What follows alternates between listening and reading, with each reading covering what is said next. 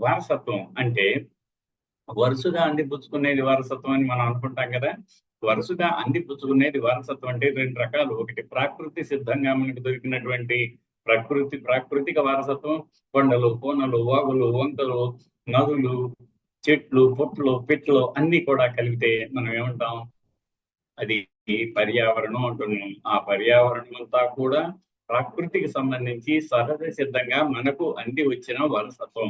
మరి దాన్ని కూడా మనం తృణీకరిస్తున్నాం. మట్టి తోడేస్తున్నాం, చెట్లు కొట్టేస్తున్నాం, కొండని పిండి చేస్తున్నాం. అసలు మనకి ఏం కావాలో అది నీటిని ఆపుతున్నాం ప్రవాహంగా. అట్లా దాని పనిని ఇది కానీయకుండా మనం ఇలా చేసుకుంటూ ఉన్నాము. ఈ నేపథ్యంలో అది ప్రాకృతిక వైపరీత్యాలకు దారితీస్తుంది. దాన్ని కూడా కాపాడుకోవాల్సిన నేపథ్యం ఉంది. అంతేకాకుండా మ్యాన్ మేడ్ మనిషి తను కూడా ఆది మానవుని ఆ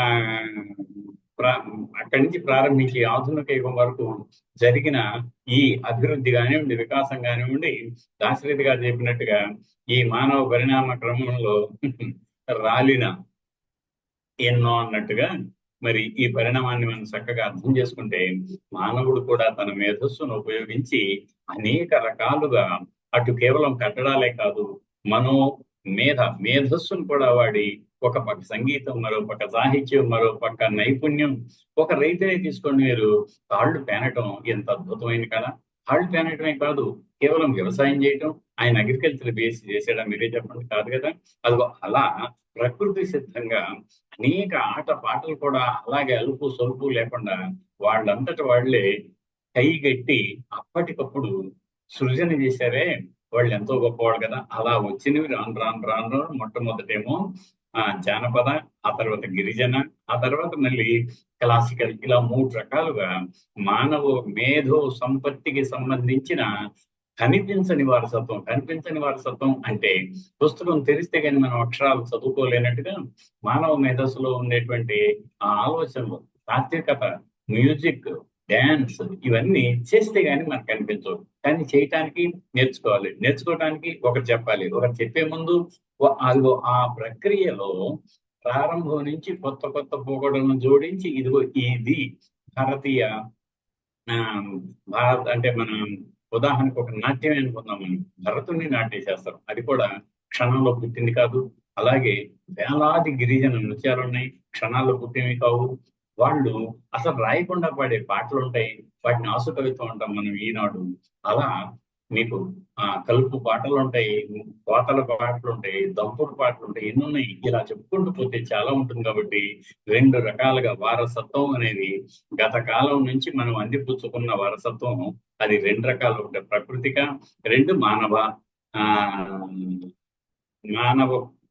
ప్రయత్నంగా వచ్చినటువంటి మాట. ఈ రెండింటిని కాపాడుకోవాలి. వీటిల్లో మనకి ఏమవుతుందంటే ప్రత్యేకించి ఎక్కువగా మనకు వారసత్వం ఇదేని కట్టడానికి చూపించుకుంటున్నాం. మనం ఏదో ఒక కట్టడం, మన ఊళ్ళో గుడో, ఒక శిల్పమో, ఒక శాసనమో, ఒక పాత డ్యాము, లేక పాత వంతెనం, ఇంకా కోట గోడో, ఇలా ఒకటా రెండా గుహలో, ఒకటి కాదు రెండు కాదు అనేక రకాలైన కట్టడాలన్నింటినీ కలిపి మనం కట్టడ వారసత్వం అంటున్నాం. దాన్ని బిల్ట్ హెరిటేజ్ అంటారు ఇంగ్లీష్ లో.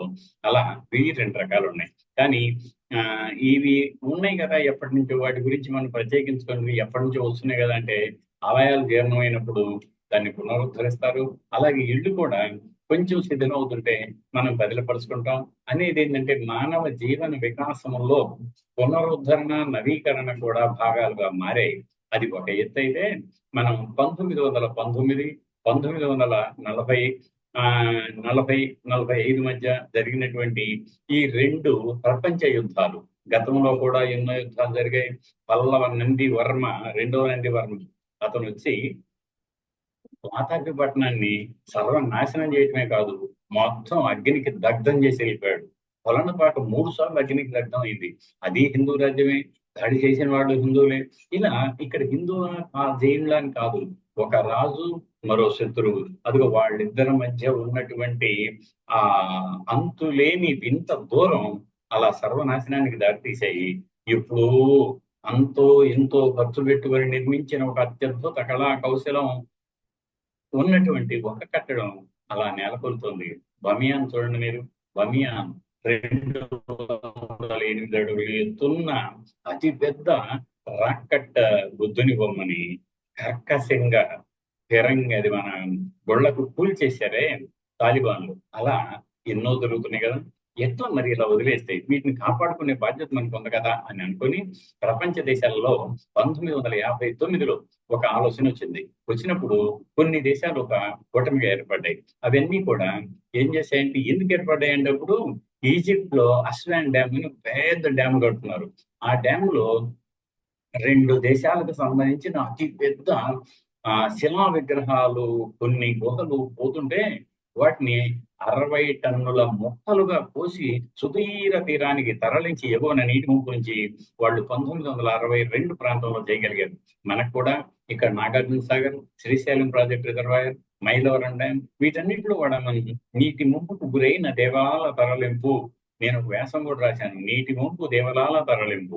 అలా నేను నా వరకు నా ఎండోమెంట్ డిపార్ట్మెంట్, పురావస్తు శాఖ వాళ్ళతో కలిపి చాలా ఆలయాల్ని ఓడదీసి పునర్నిర్మించి మన వారసత్వాన్ని కాపాడుకున్నాం. ఇది ఈ నేపథ్యంలోనే 1959లో ఏర్పడిన ఒక ఆలోచన, ఆ తర్వాత 1972లో యునెస్కోలో తీర్మానం వరకు వెళ్ళింది. ఆ తీర్మానంతో పాటు మన దేశంలో ఉన్నటువంటి అత్యంత మానవ మేధో నైపుణ్యానికి గుర్తులుగా ఉన్న ఈ కట్టడాలను మనం కాపాడుకోవాలి, అవి రాను రాను శిథిలమవుతున్నాయి, వాటిని పల్లెపరచాలి అన్న ఆలోచన ప్రపంచ దేశాలు కలిగి 72లో యునెస్కో నిజమే మనం ఈ సంపద ఉమ్మడి సంపద, ప్రపంచంలో ఉమ్మడి సంపద. నేను తాజ్మహల్ నాదంటాను, ఇంకొక ఆయన తంజావూరు నాదంటాడు, అలా ఈఫిల్ టవర్ నాదంటాడు, ఇంకొక ఆయన ఇంకొకటి నాదంటాడు, ఎవరి స్టాట్యూ నాదంటాడు. అలా ఏమిటి అంటే అది ఎవరో వ్యక్తిగతంగా ఒక వ్యక్తికి సంబంధించకుండా జాతులకు సంబంధించిన ఉమ్మడి వారసత్వ సంపద.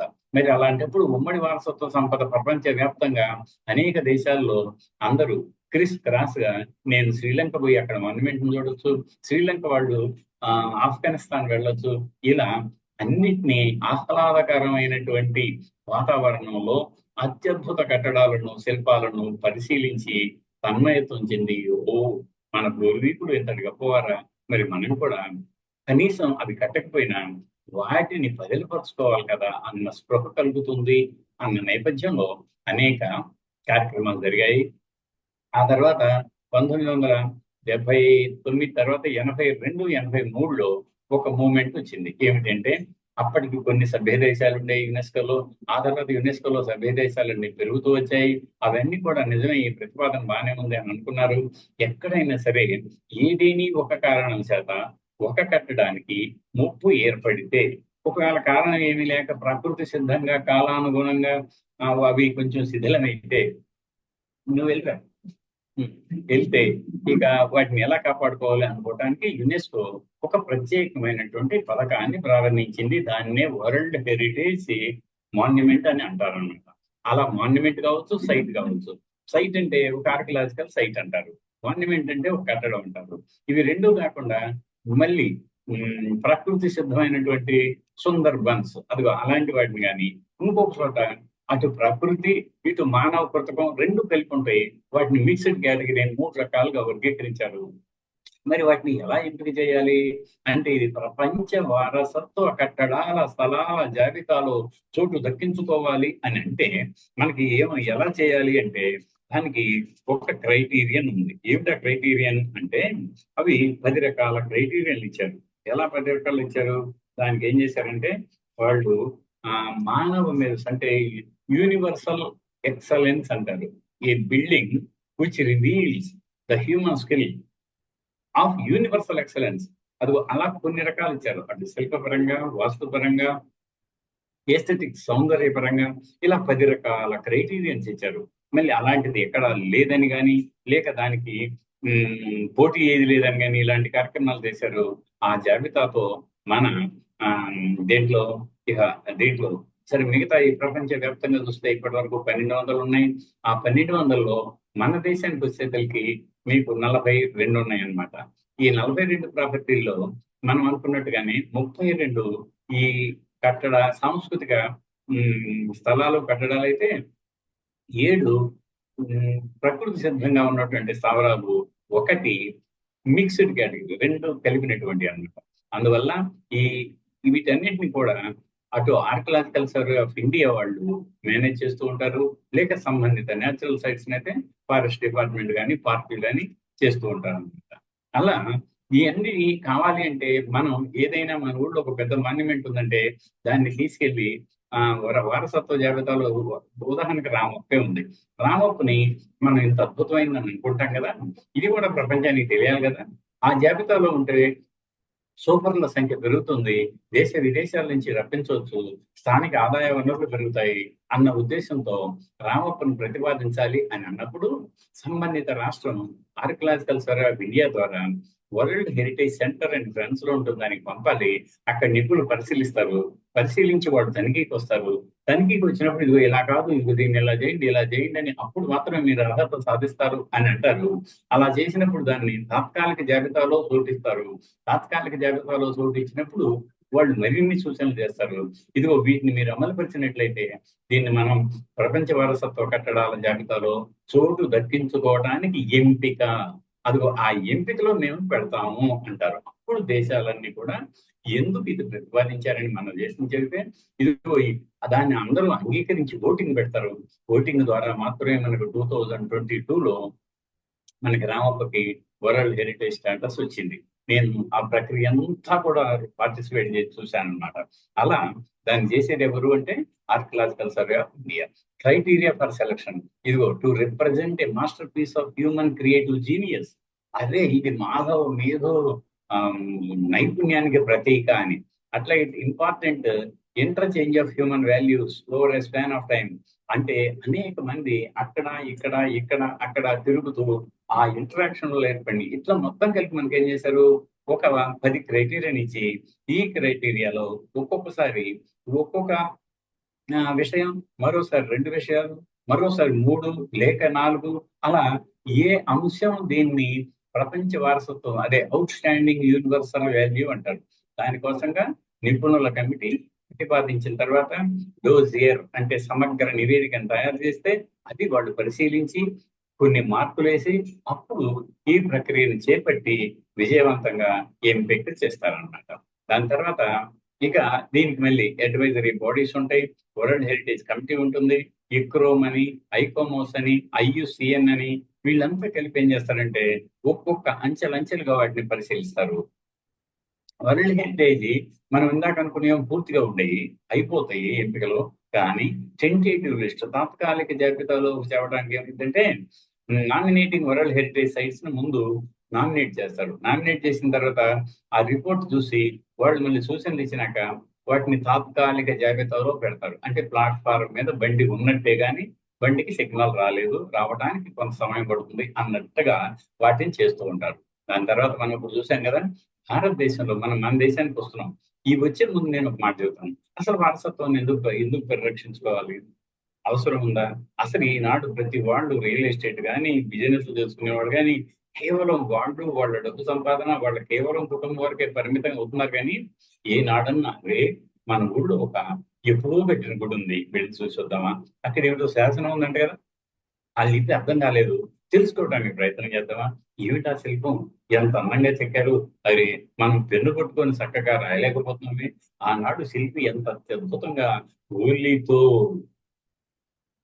ఒక రూపాన్ని తీర్చిదిద్దాడు, మనం చేయలేని పని ఆ మనయుడు చేశాడు, అరే ఎంతటి గొప్పవాడు అని కనీసం వాళ్ళని మనం అభినందించడానికైనా ప్రయత్నం చేయని ఈ రోజుల్లో ఇదిగో ఇలా కొన్ని సంస్థలు మన MVV మాదిరిగా వీటి మీద కాన్సర్న్ పెట్టి చేస్తున్నారు కదా.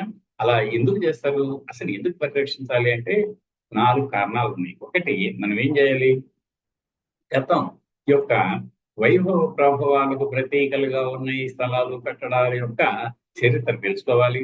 తెలుసుకున్న తర్వాత అవి అంత గొప్పగా ఎందుకు ఉన్నాయి, ఆ అంశాలు ఏమిటి అని తెలుసుకోవాలి.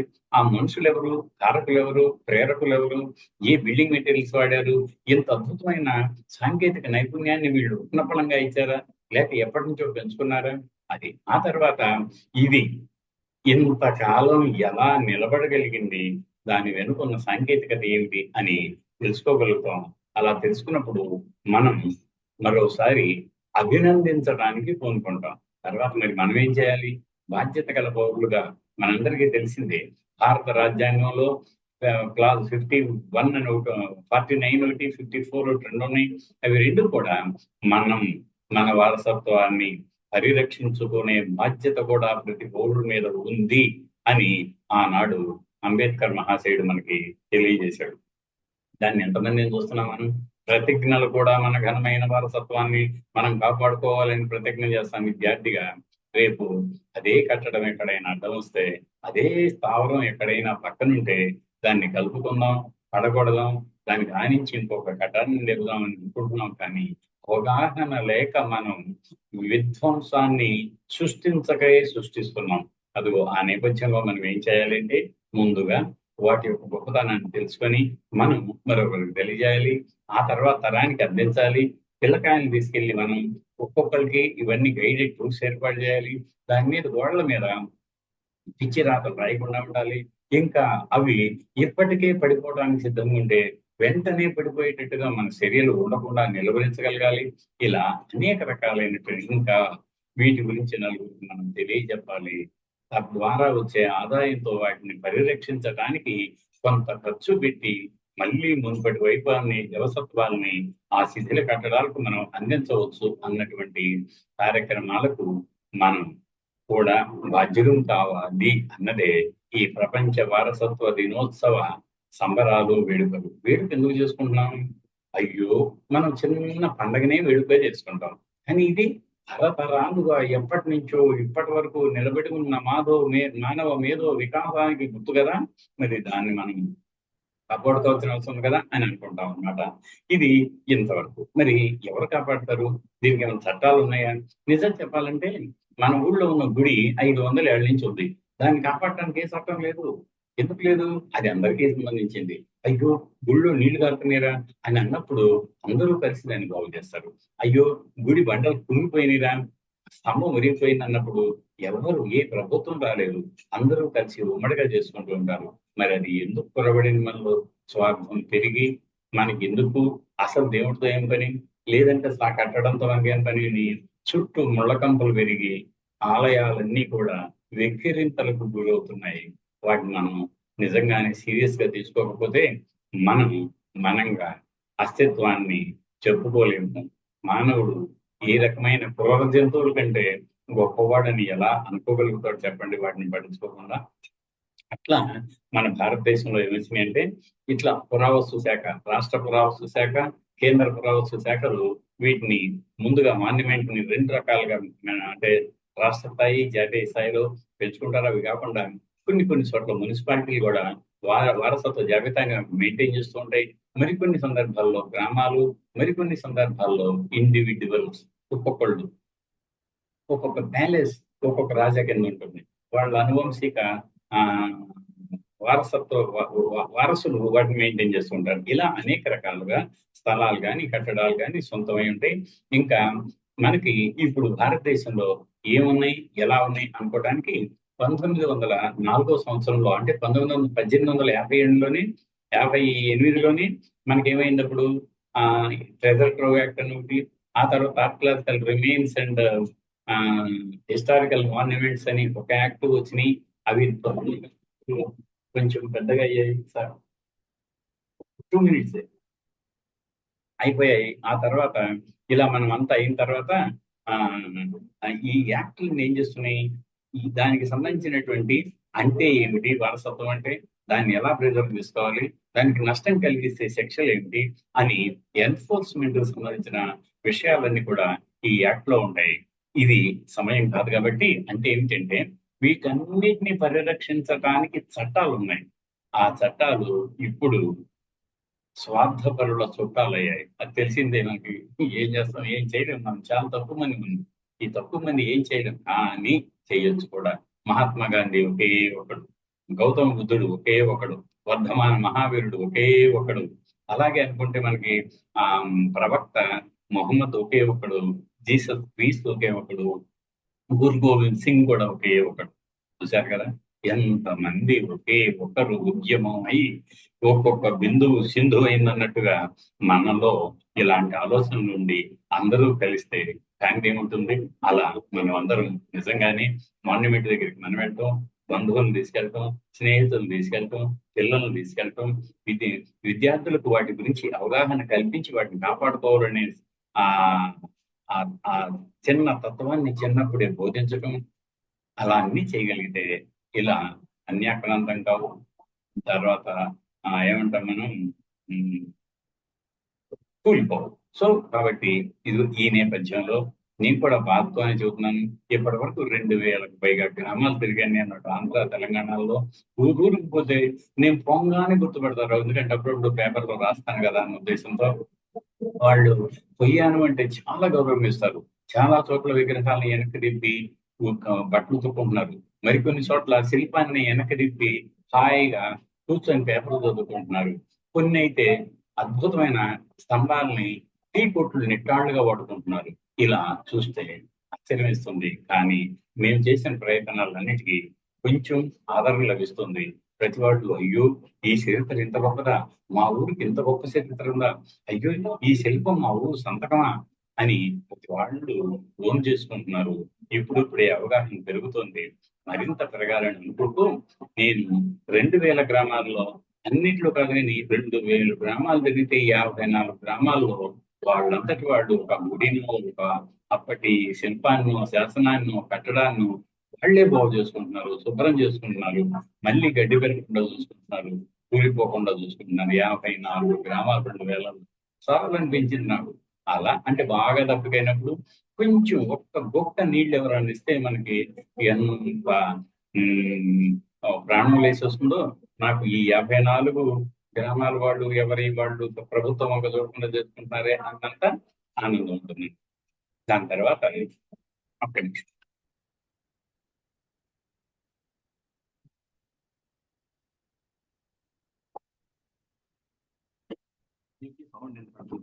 అయితే ఇప్పుడు మన భారతదేశంలో 42 ప్రాపర్టీస్ అని చెప్పాం కదా. మనం ప్రకృతి సిద్ధంగా ఉన్నటువంటి కజిరంగా పార్కు ఇవన్నిటిని మనం తర్వాత ఎప్పుడైనా చెప్పుకోవచ్చు. అది వద్దని కాదు, ఇంపార్టెన్స్ లేదని కాదు. కానీ కట్టడాలకు సంబంధించినటువంటి వివరాలు ఉన్నాయి, వాటి గురించి మనం మాట్లాడుకుందాం. వాటిల్లో నేను ఇప్పుడు మీకు చెప్పగలుగుతాను ఒకటే గొప్పని ఏమిటంటే, మీరు చూడటానికి ఇప్పుడు మీరు చూసేది అజంతా గుహలు. ఈ అజంతా గుహలు ఎప్పటివి? క్రీస్తుకు పూర్వం 2వ శతాబ్దం, 6వ శతాబ్దం వరకు చూసారా ఎంత అత్యద్భుతమైన బౌద్ధ చైత్యాలయం ఇది.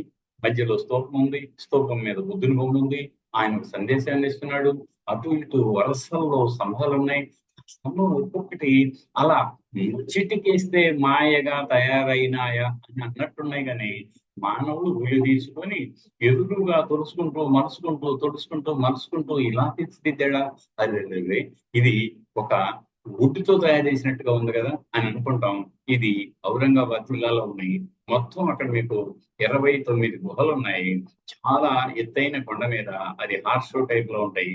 వాటిల్లో కొన్ని శాతవాహనవి, మరికొన్ని అనంతర కాలానివి, మిగిలినవన్నీ ఉత్తర కాలానివి. అలా బౌద్ధ, జైన, వైష్ణవ, అదే హిందూ అంటాం మనం, అలాంటికి సంబంధించిన అన్ని కూడా ఉన్నాయి అక్కడ. దాని మీద 2, 11, 9 వీటి పైన సీలింగుల మీద, స్తంభాల మీద, దూలాల మీద ఉన్నటువంటి ఆ వర్ణ చిత్రాలు 2000 సంవత్సరాల నుంచి ఇలాగే ఉన్నాయి. మనం ఇప్పుడు హౌసింగ్ బోర్డు వాళ్ళు కనుక రంగులు వేసిపోతే ఇంటికి, ఆ వేసిన వాడు ఇవాళ పూర్తయిందని వాడు అక్కడి నుంచి బయలుదేరి ఇంటికి వెళ్ళే లోపే రంగులు వేసిపోతున్నాయి. అది మన యొక్క విలువలు అన్నమాట ఈ రోజుల్లో. దాని తర్వాత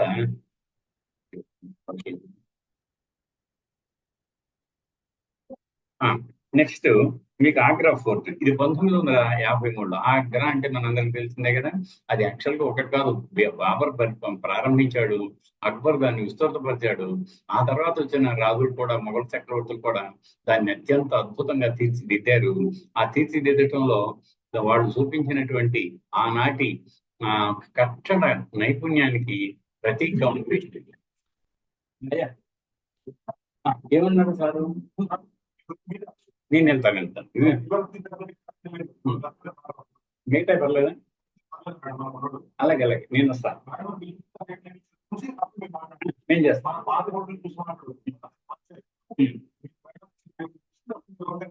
అలాగే అలాగే అలాగే. Thank you.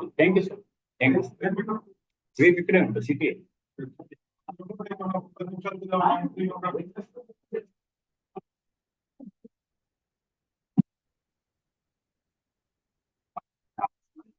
మీరు ఏం చేసేది ఎట్లా ఉంది, నాకు కూడా ఇసుగ్గానే ఉంది, కానీ మీకు చెప్పడానికి సుగ్గా లేదు. ఇలా మధ్య మధ్యలో వచ్చి ఎవరైనా ఇబ్బంది పెడితే సుగ్గా ఉంది.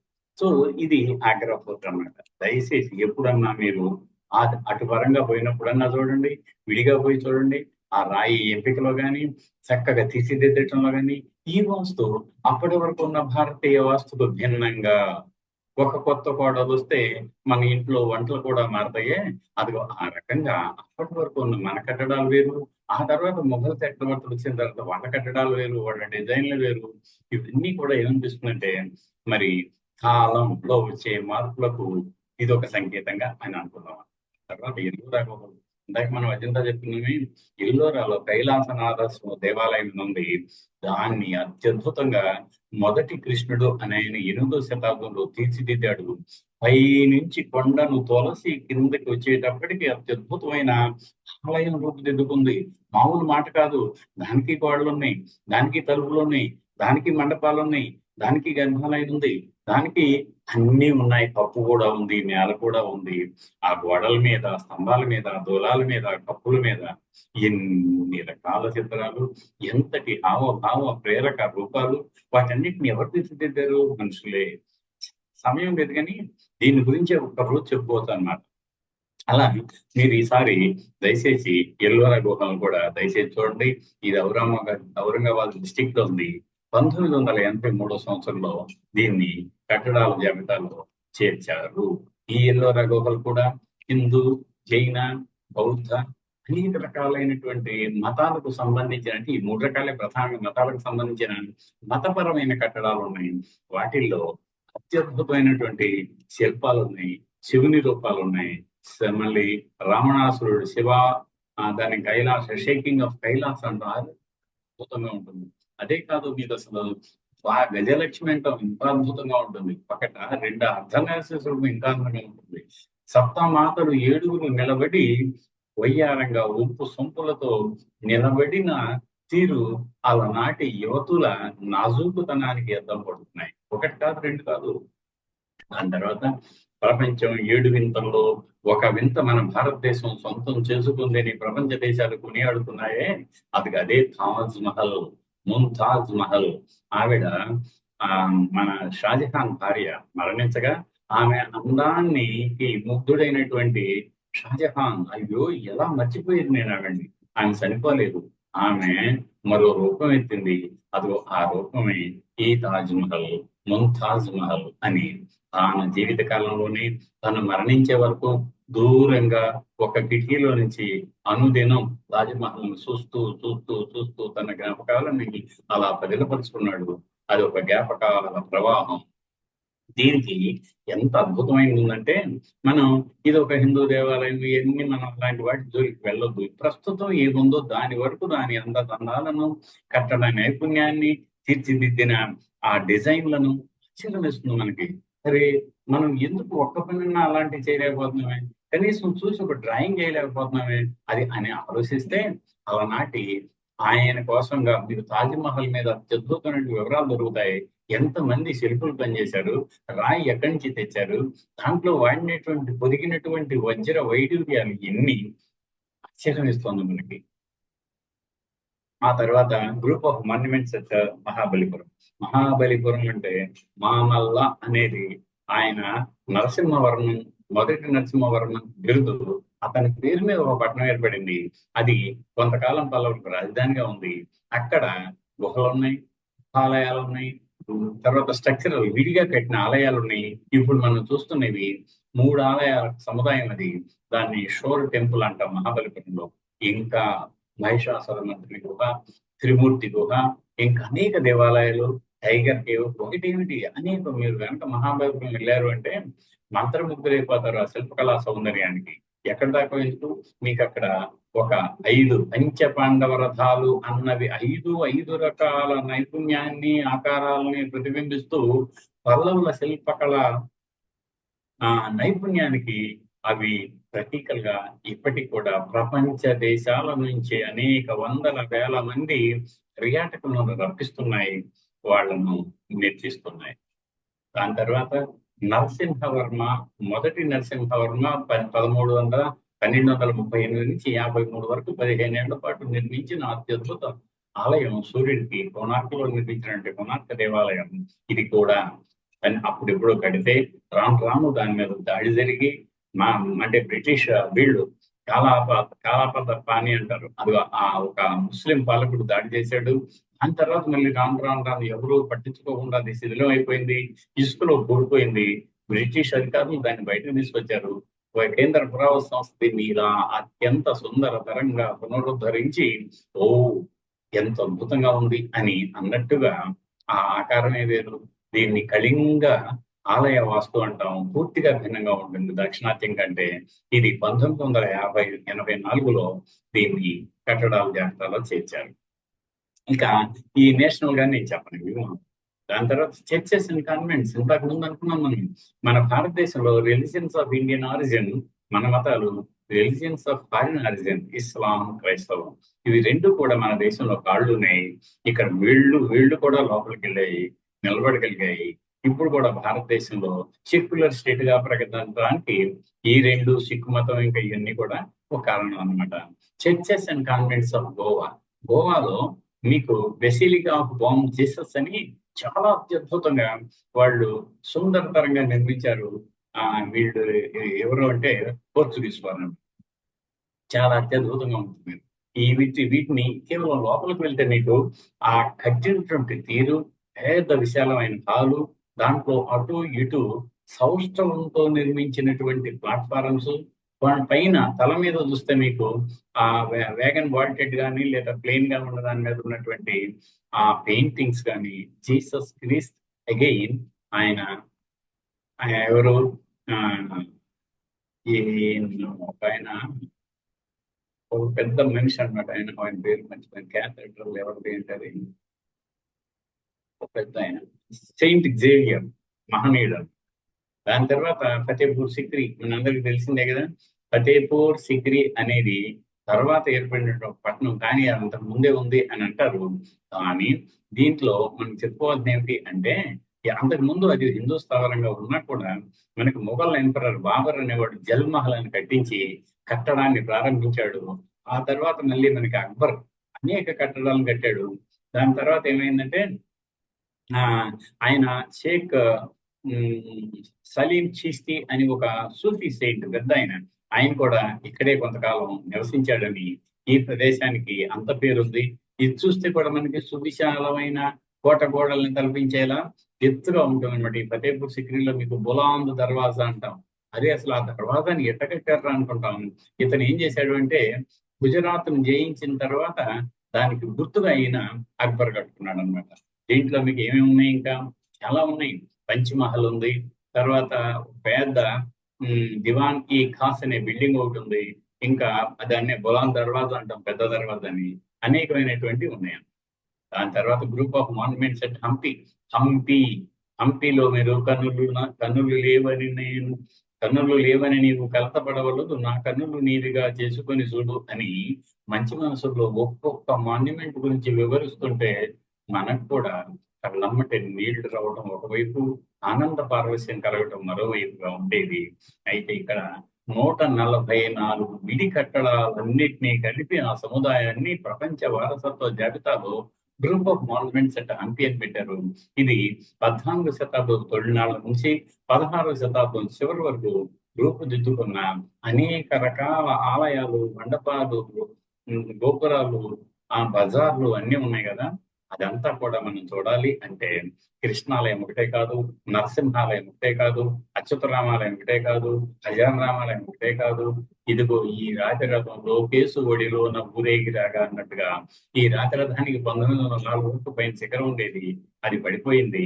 ఆ తర్వాత మళ్ళీ మీకు అక్కడ కూడా ఒక నవమతి పని ఉంది. ఇంకా ఒక నీటి చక్కటి పుష్కరిణి అవుతుంది, కోనేరు లాంటిది. ఒకటి కాదు, రెండు కాదు, ఎన్నో రకాల కట్టడాలు అక్కడ ఉన్నాయి.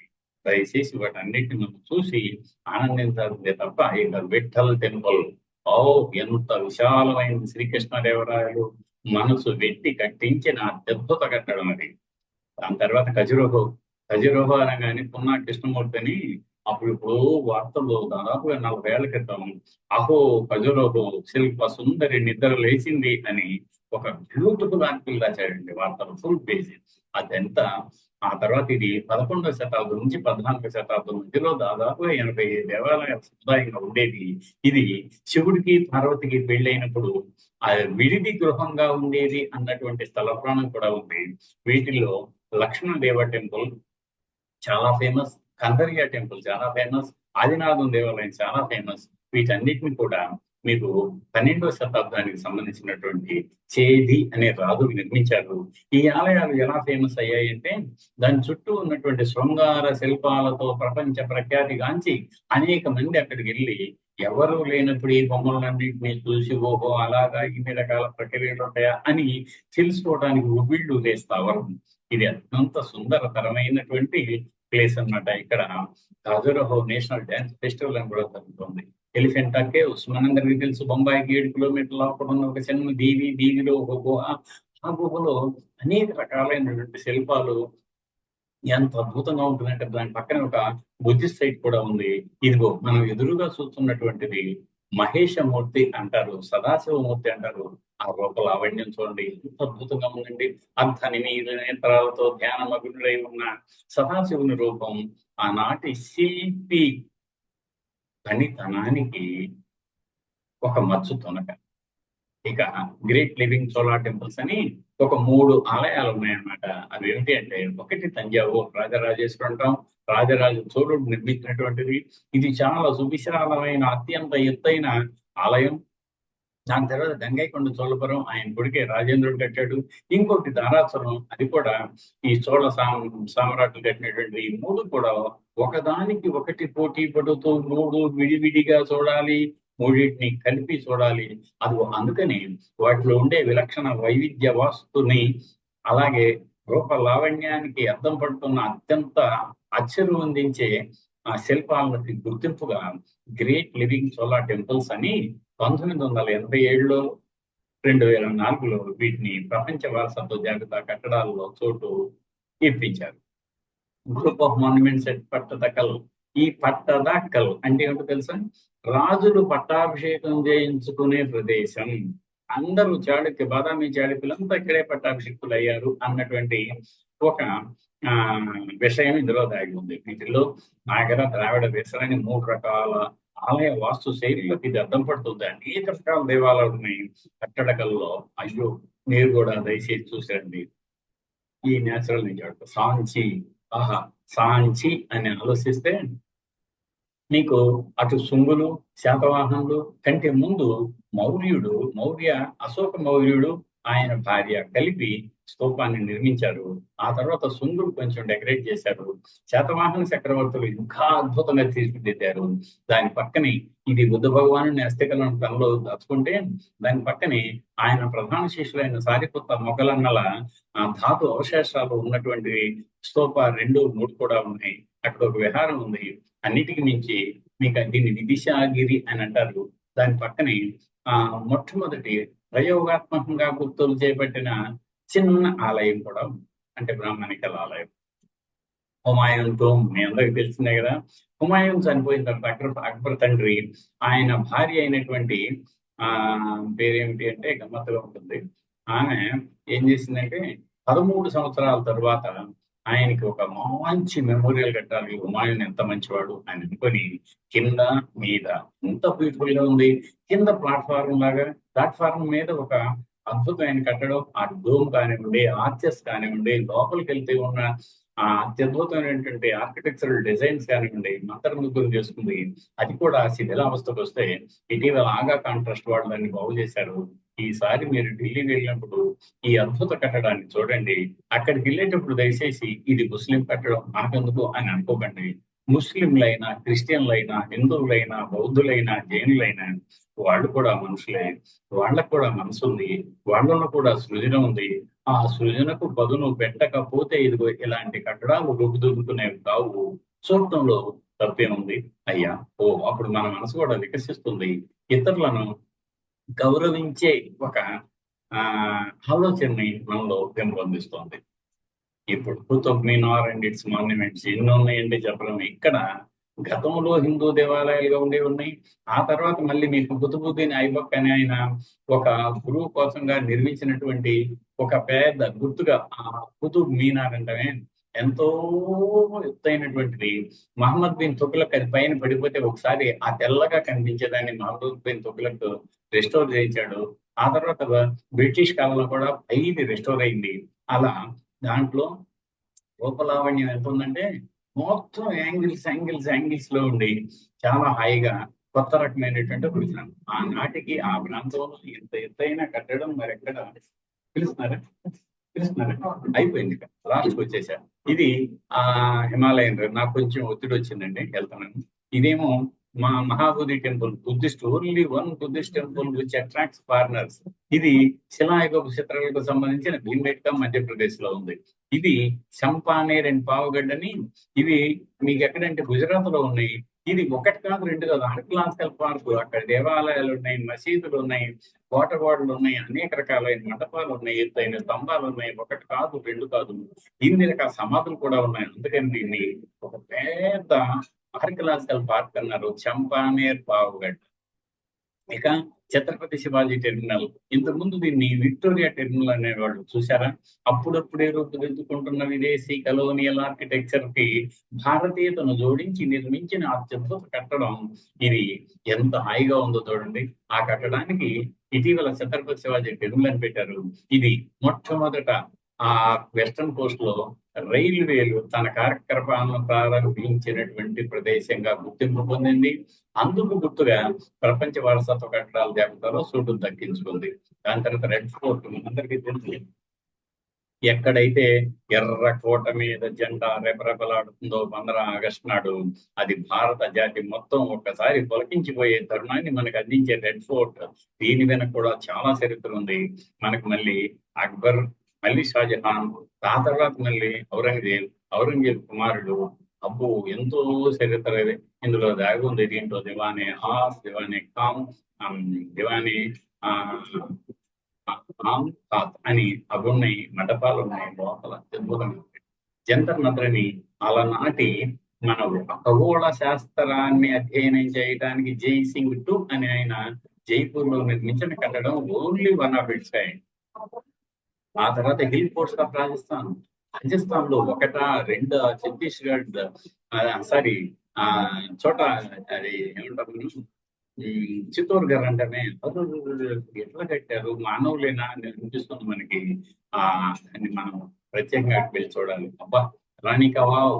ఈయన ఒకడు ఉదయాదిత్యుడు అని ఆయన మరణిస్తే, ఆయన భార్య ఉదయమతి అని ఆవిడ హాయిగా ఒక ఆయన్ని ఎప్పుడు మర్చిపోలేక, దానికంటే ఈ మరకును నేను ప్రజోపయోగ కట్టడాన్ని నిర్మిస్తే ఎంత బాగుంటుందని తెలుసుకొని అద్భుతంగా ఒక ఆలయాన్ని వెనక్కి తిప్పితే ఎట్లుంటుందో అది ఆ రీతిలో ఈ బావిని నిర్మించింది. దాని తర్వాత మీకు నాలంద మనం చూడకపోతే నిజంగా జీవితం దండగా అనిపిస్తుంది మనకి. ఎందుకంటే ఆచార్య నాగార్జునుడితో ముడిపడిన తర్వాత హుయాన్సాంగ్ సందర్శించిన 10,000 మంది విద్యార్థులు, 1,100 మంది ఆచార్యులు విలసిల్లిన అనేక సంప్రదాయాలు, శాస్త్రాలను అధ్యయనం చేసినటువంటి ఒక పెద్ద బౌద్ధ విశ్వవిద్యాలయం ఇది. దాన్ని మనం చూడాలి. దాని తర్వాత ఆర్కియలాజికల్ వర్క్స్ ఆఫ్ లేక్ అర్బుల్జేర్ అని ఇటీవల 1960 ప్రాంతంలో రూపుదిద్దుకున్న అటు పంజాబ్ ఇటు హర్యానాలకు రెండింటికి ఉమ్మడి రాజధానిగా వెలిసిల్లిన చండీగఢ్ లో ఇవన్నీ అనేక రకాలైన కట్టడాలను ఆయన అందించాడు.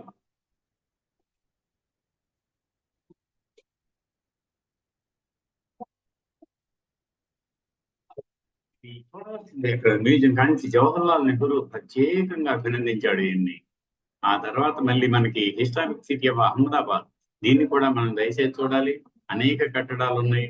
దాని తర్వాత మళ్ళీ మీకు Victoria Gothic and art depot temple అని అంటే బాంబేలో ఎన్నో కట్టడాలు ఉన్నాయి కానీ ఆర్ట్ డెకో అని ఒక ప్రత్యేక రకమైన డిజైన్లతో రూపొందిన కట్టడాలని ప్రత్యేకంగా గుర్తించారు. దాని తర్వాత జైపూర్ పింక్ సిటీ అంటారు. ఇది చాలా ఎత్తుగా ఉంది కానీ వెడల్పుగా ఉండదు, చాలా తక్కువగా ఉంటుంది. అందులో నుంచి ప్రతి కిటికీలో నుంచి హాయిగా అప్పటి రాణి అంతఃపుర కాంతలంతా కూడా ఉండి బజార్లో ఏం జరుగుతుందో చూడటానికి నిర్మించినటువంటిది అనమాట. ఆ తర్వాత ధోలావీరా ఇటీవలే హరప్పన్ మొహంజోదారో హరప్పాలు రెండు బయటపడి 100 సంవత్సరాల క్రితం భారతదేశం కూడా ప్రపంచ నదీ నాగరికత జాబితాలో చోటు దక్కించుకుంది. దానికి ఒక చిహ్నంగా ధోలావీరాని ఒక సిటీ హరప్పన్ సిటీకి 2021లో గుజరాత్ లో ఉంది. ఈ జాబితాలో చోటు దక్కించుకుంది. రామప్ప, ఓ ఇంకేముంది, శిల్పి రామప్పని కాదు, అందులో ఉండే రుద్రేశ్వరుడే రామప్పని రకరకాలుగా అనుకుంటుంటారు. కానీ నీళ్లల్లో తేలాడే ఇటుకలతో రూపలావణ్యాన్ని సంతరించుకున్న ఈ అద్భుత కట్టడాన్ని రేచర్ల రుద్రుడు 1213 సంవత్సరంలో నిర్మించాడు. కాకతీయ వాస్తు శిల్ప కళా జగతికి ఇది ఒక మణి మకుటంగా భాసిల్లుతోంది. చుట్టూ ఎత్తైన ఒక నక్షత్రాకార ఉపపీఠం, దాని మీద ఆలయం, దాని ముందు రంగమండపం, దాని ముందు మళ్ళీ నంది మండపం, చుట్టూ ప్రాకారం, తన తండ్రి ఆట్రేటికి ఒక ఆలయం, తల్లి కాచెమ్మకు ఒక ఆలయం, కళ్యాణ మండపం, శాసనానికి కూడా ఒక మండపం ఉన్నటువంటి అత్యద్భుత రమణీయ కమనీయ శిల్పకళా సౌందర్యానికి ప్రతీక ఈ రామప్ప దేవాలయం. ఇలా భారతదేశంలో ఎన్నో ఉన్నాయి. లాస్ట్లో శాంతినికేతన్ తెలుసు కదా మీకు, అత్యద్భుతంగా రవీంద్రనాథ్ ఠాగూర్ 1902 సంవత్సరంలో నోబెల్ బహుమతిని గ్రహించాడే, ఆయన సాంప్రదాయబద్ధమైన గురుకుల విద్యా విధానానికి శ్రీకారం చుట్టాడు. అదిగో అదే ఇది. దాని తర్వాత ఇటీవల లాస్ట్ లో వచ్చింది ఏమిటా అంటే మనకి sacred temples of the వైసలాస్, Halebidu, అంటే మీకు హలేబీడు, బేలూరు, సోమనాథ్ అని 3 ఉన్నాయి. చాలా ఆలయాలు నిర్మించారు వాళ్ళు. వాటన్నిటిలో మణిమాణిక్యాల్లా ఉన్నాయి. వాటిని కూడా కట్టడాలు జడతలో చేశారు. ఇలా మనం మనదైన ఘనమైన వారసత్వాన్ని, ఇది నాది, మనది, మనందరిది, మన ఉమ్మడి సొత్తు, అది మానవ మేధో వికాసానికి ఇవన్నీ కూడా మైలురాళ్ళు. వీటిని మనం కాపాడుకోవాలి, వాటి నుంచి స్ఫూర్తి పొందాలి. మనమే కాదు, మన తర్వాత తరాలు కూడా వాటిని అవగాహన చేసుకొని అధ్యయనం చేసి అభినందించి ఒక సుగుణాన్ని అలవర్చుకోవాలి. వాటన్నిటినీ శిథిలం కాకుండా బదిలిపరచడంలో మన వంతు కూడా మనం అందించాలి అన్నటువంటి ఒక చక్కటి నైపుణ్యాన్ని, ఒక విషయాన్ని ఈ ప్రపంచ వారసత్వ కట్టడాలు మనకి తెలియజేస్తాయి. అందుకే వేడుకలు 190 యునెస్కోలో 195 దేశాలు ఉన్నాయి. అవన్నీ కూడా ఈ ఉత్సవాన్ని ఘనంగా జరుపుకున్నాయి. ధన్యవాదాలు తెలియజేస్తూ నిర్మిస్తున్నాను.